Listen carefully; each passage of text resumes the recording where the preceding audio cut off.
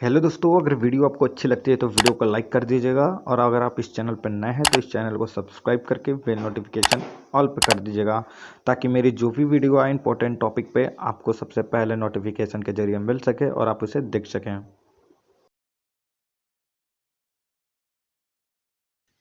Hello दोस्तों, आज हम भौतिक विज्ञान के सेट वन को पढ़ेंगे जो 2020 का है।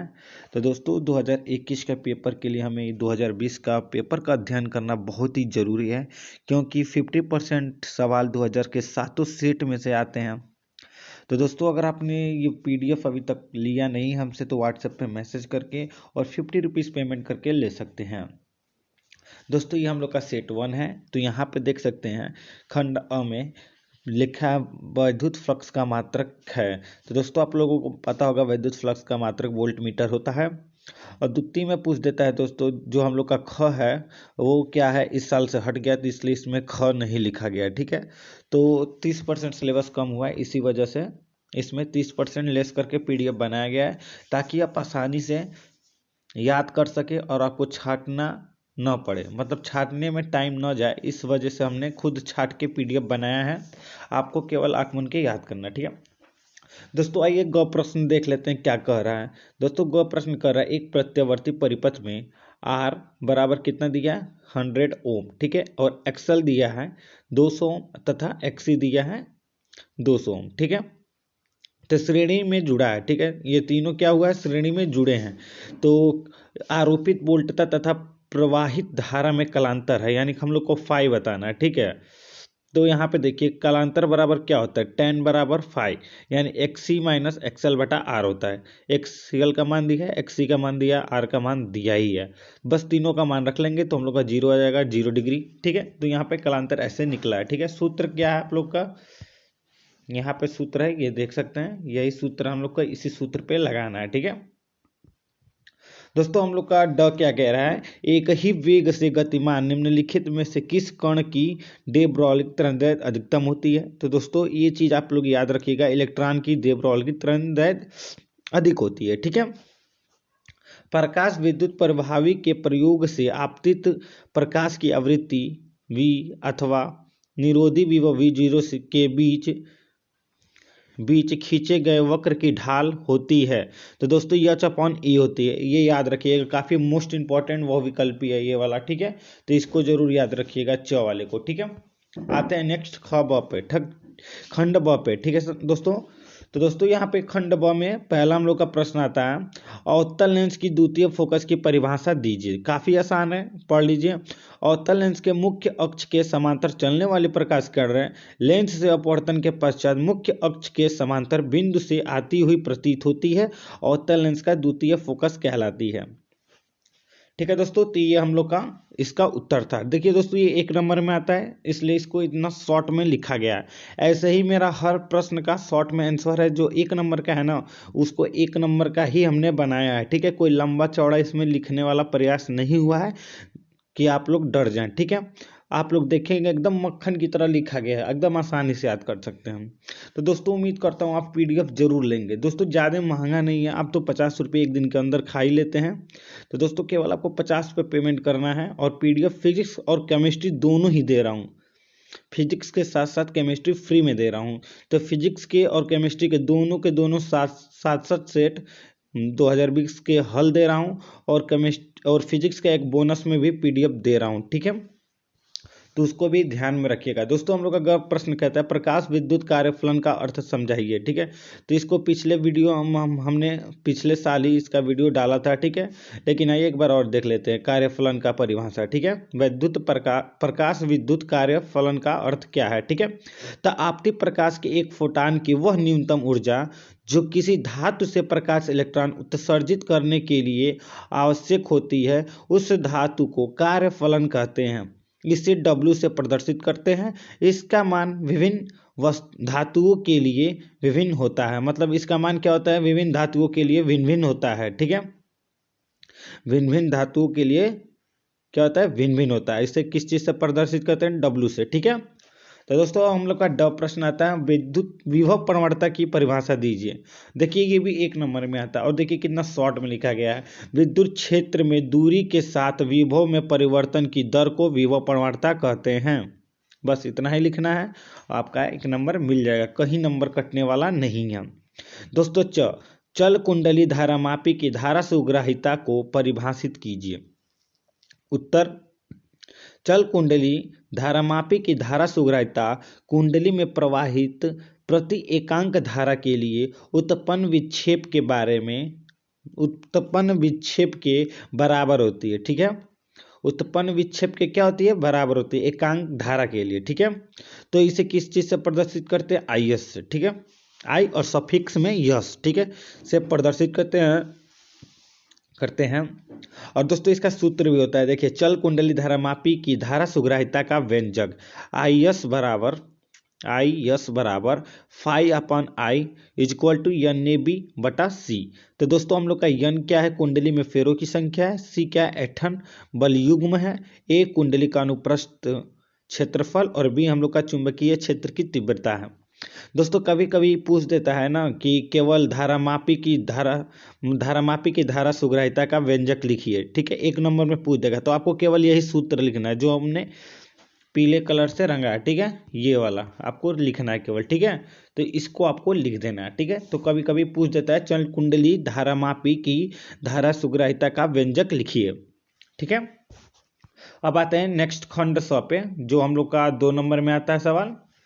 तो दोस्तों इसका क्या लिखा है, एक प्रेरकीय प्रत्यावर्ती धारा परिपथ में धारा तथा वोल्टेज के बीच कालांतर क्या होता है, इस परिपथ में प्रेरण प्रतिघात का सूत्र लिखिए। ठीक है, कालांतर क्या होता है ये बताना है और प्रेरण प्रतिघात का सूत्र लिखना है। बहुत ही इजी है, देखिए कैसे। प्रेरकीय प्रतिघात धारा परिपथ में धारा तथा वोल्टेज के बीच कालांतर 90 डिग्री होता है। बस ये हम लोग का पहला हो गया। और प्रेरण प्रतिघात का सूत्र एक्सएल बराबर ओमेगा यल होता है। ठीक है, बस यही चीज है दोस्तों। 2 नंबर आपका कंफर्म हो गया। अब कोणीय संवेग ओमेगा क्या है, कोणीय संवेग एल क्या है, प्रेरकत्व है। ठीक है, नीचे आते हैं ख पे। तरंगदैर्घ्य लैम्डा बराबर दिया है 5 × 10⁻⁷ मीटर के फोटान की ऊर्जा का मान इलेक्ट्रॉन वोल्ट में ज्ञात कीजिए। ठीक है, तो फोटान की ऊर्जा बराबर क्या होता है, ई बराबर hc बटा लैम्डा। एच का मान कितना होता है 6.6 × 10⁻34 और सी का मान तो आपको पता ही होगा, प्रकाश की चाल 3 × 10⁸। दोस्तों कभी कभी एच का मान ना कहीं कहीं 6.63 × 10⁻34 भी दे देता है। ठीक है, तो ये आपको या तो पेपर में ही पीछे आपको एकदम पीछे पेज पे मिल जाएगा, एच का मान, सी का मान, आप साइलेंट का मान, ये सब चीज़ें देखने को मिल जाएंगी। ठीक है, तो आप वहाँ से मान देख सकते हैं। वैसे आप अगर सवाल लगाते हैं तो आपको धीरे धीरे प्रैक्टिस करते करते आपको याद भी हो जाएगा। तो ठीक है दोस्तों, तो एच का मान हमने रख लिया, सी का मान रख लिया और नीचे लेमडा का मान रख लिया, जो कि लेमडा का मान हम लोग का ऑलरेडी में दिया था। तरंगदैर्घ्य लेमडा बराबर 5 × 10⁻⁷। ठीक है दोस्तों, अब इन्हीं चीज को हम लोग हल करेंगे। जब काट पीट के हल करेंगे तो हम लोग का ई बराबर आता है 3.96 × 10⁻⁹ ठीक है जूल। तो इतना आता है। अब दोस्तों इसको कितना बदलना, हम लोग को इलेक्ट्रॉन वोल्ट में ज्ञात करना है। देखिए यहाँ पे लिखा है फोटान की ऊर्जा का मान इलेक्ट्रॉन वोल्ट में ज्ञात कीजिए। अब दोस्तों इतना आ गया, ई बराबर 3.96 × 10⁻19 जूल। तो अब इसको ई बराबर हम लोग को क्या करना है, इलेक्ट्रॉन वोल्ट में बदलना है। तो इलेक्ट्रॉन वोल्ट में बदलने के लिए हम लोग ई से भाग दे देंगे। ठीक है, तो दोस्तों ई का मान कितना होता है 1.6 × 10⁻19। तो दोस्तों यहाँ भाग देंगे तो हम लोग का कितना आया 2.47 इलेक्ट्रॉन वोल्ट।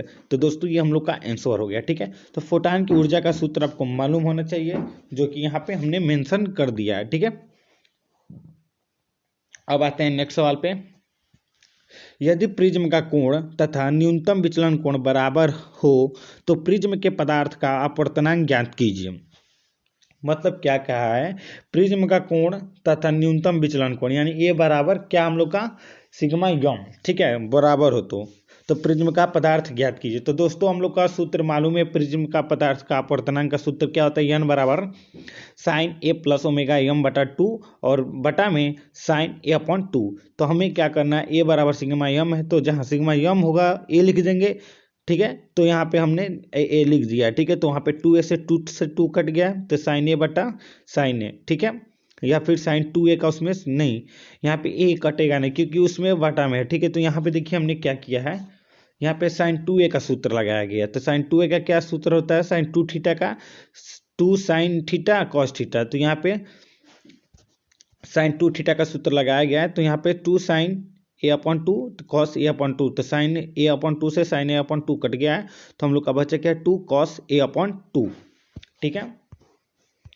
खंड द पे आते हैं दोस्तों। अभी ये आता हम लोग का 3 नंबरों में सवाल, ठीक है।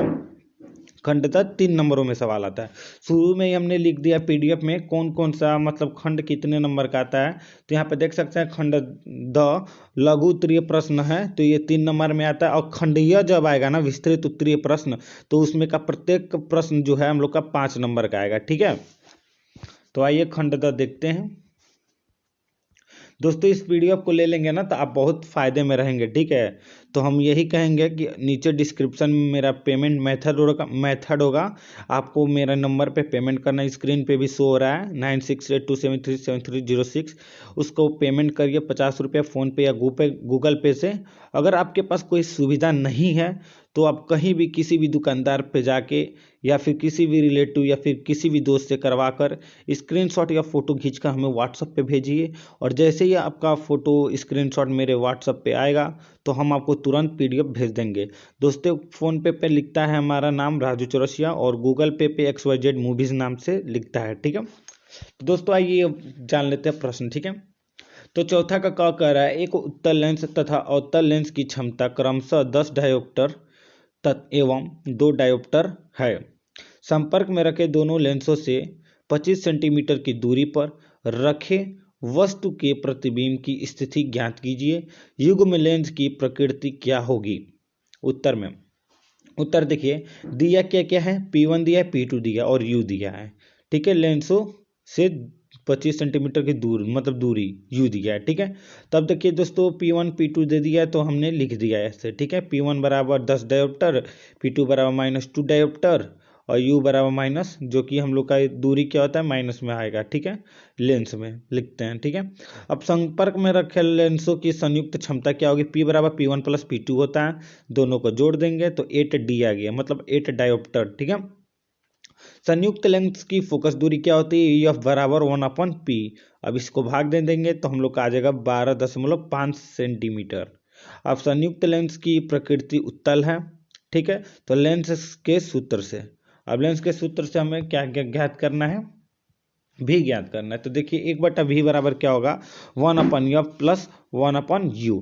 तो 1F का मान हम लोग रख लेंगे, U का मान दिया ही है सेम टू सेम। रखने के बाद हम लोग हल करेंगे तो 1/V बराबर 1/25 आएगा। तो हम लोग जब तिर्यक गुणा करेंगे या फिर पलटेंगे तो V बराबर हम लोग को 25 सेंटीमीटर प्राप्त हो जाएगा।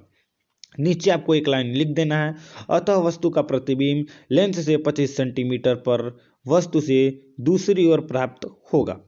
बस ऐसे अगर आप लिख देते हैं तो आपको पूरा का पूरा नंबर मिलेगा, कोई भी नंबर कटने वाला नहीं है, ठीक है।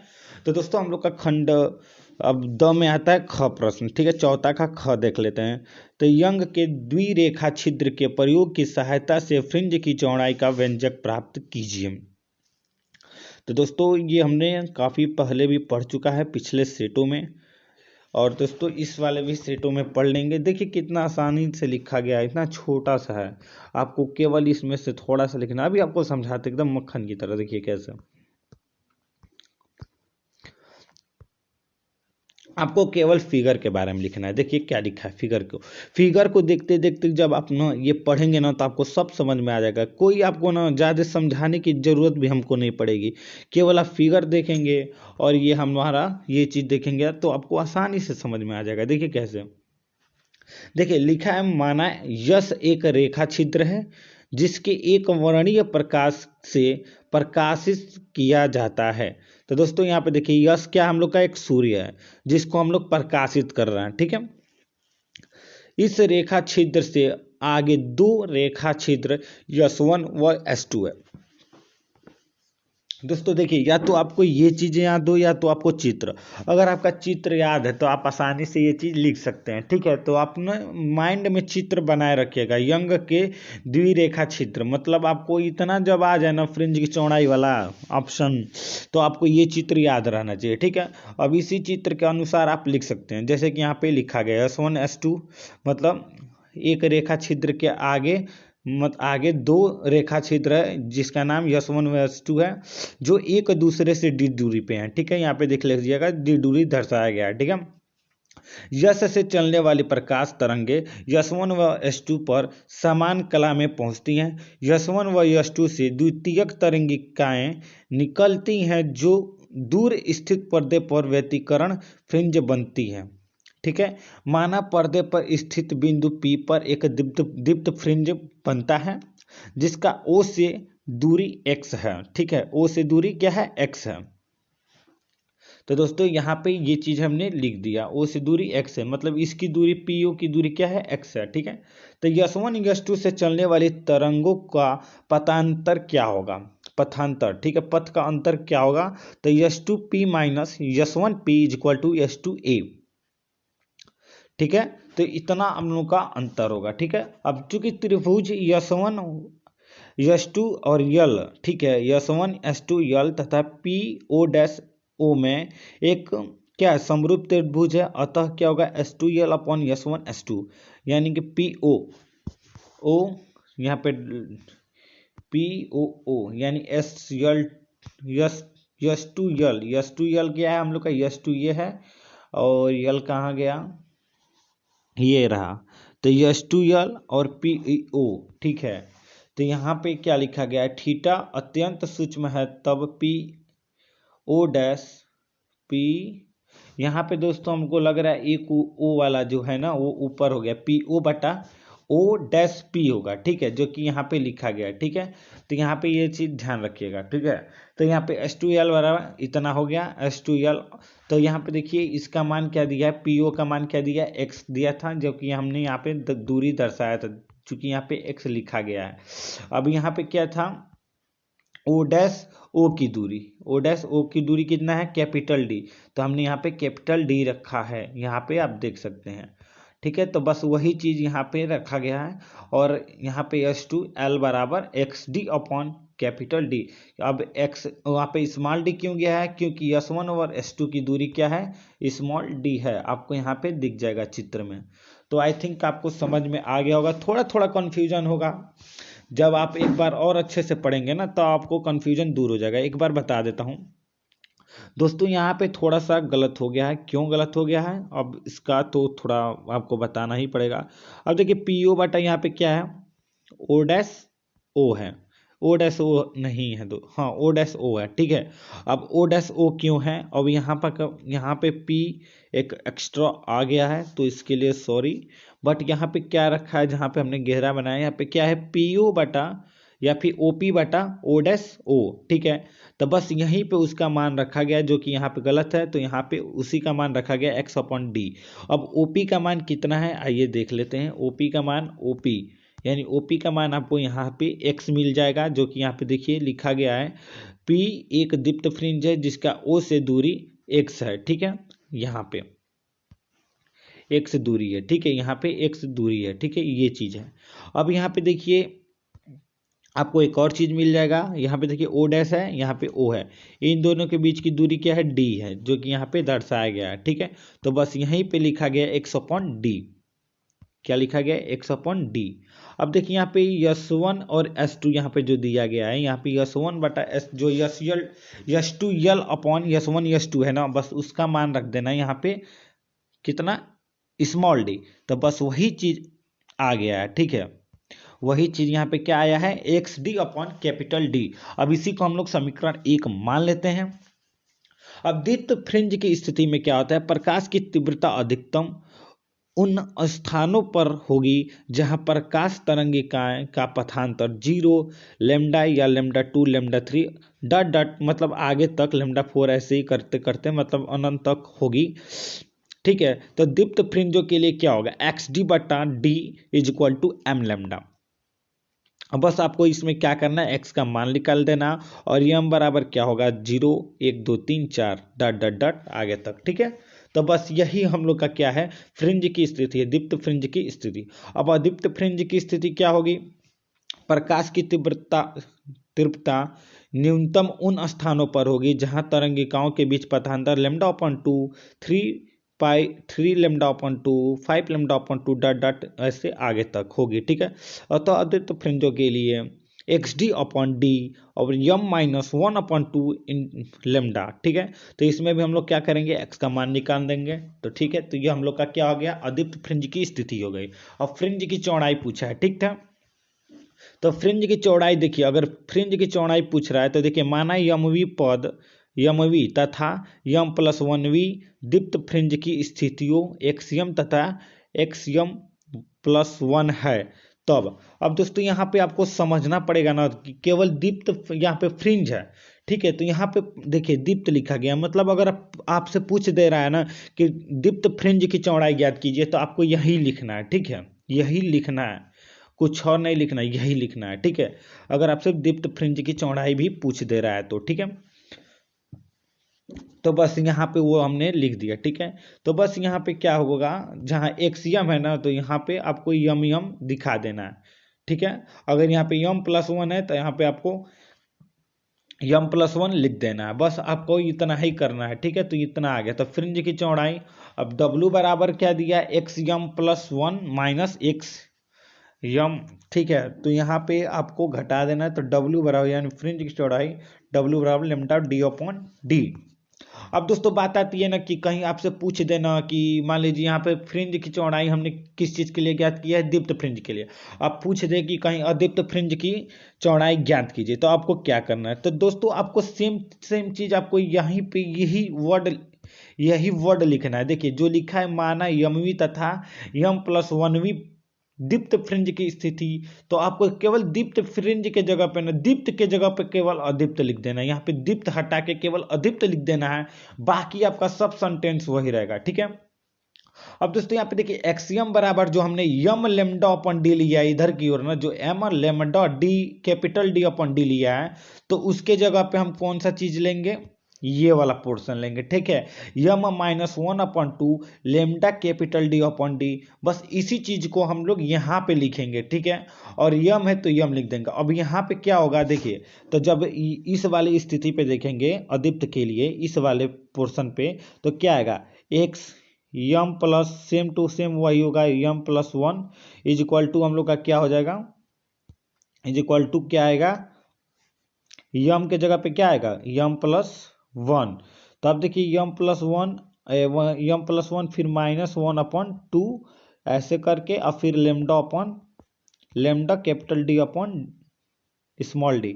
ठीक है, अब मान लीजिए इसमें +1 है और फिर यहाँ पे -1/2 है, तो बस आपको अंदर का जो पोर्शन है ना, इसी को एलसीएम द्वारा हल कर लीजिएगा और उसका जो एकदम अलग से मेथड निकल के आएगा वही आपका अदीप्त फ्रिंज की चौड़ाई हो जाएगा। ठीक है, और अभी आगे की वीडियो में भी जानेंगे, किसी और सेट में दिया है निकालने के लिए अदीप्त फ्रिंज की स्थिति। ठीक है, तो उसमें भी आपको बता देंगे, आपको और भी अच्छे से समझ में आ जाएगा। ठीक है दोस्तों, तो दोस्तों आज के लिए बस इतना ही, और देखते हैं कल की वीडियो में इसके आगे के प्रश्न। ठीक है, तो दोस्तों मैं कहूँगा कि पीडीएफ जल्दी से जल्दी आप सातों सेट कर लीजिए, टाइम बहुत कम है परीक्षा का। पेमेंट कीजिए, स्क्रीनशॉट भेजिए, तुरंत पीडीएफ पाइए। मिलते हैं नेक्स्ट वीडियो में, धन्यवाद।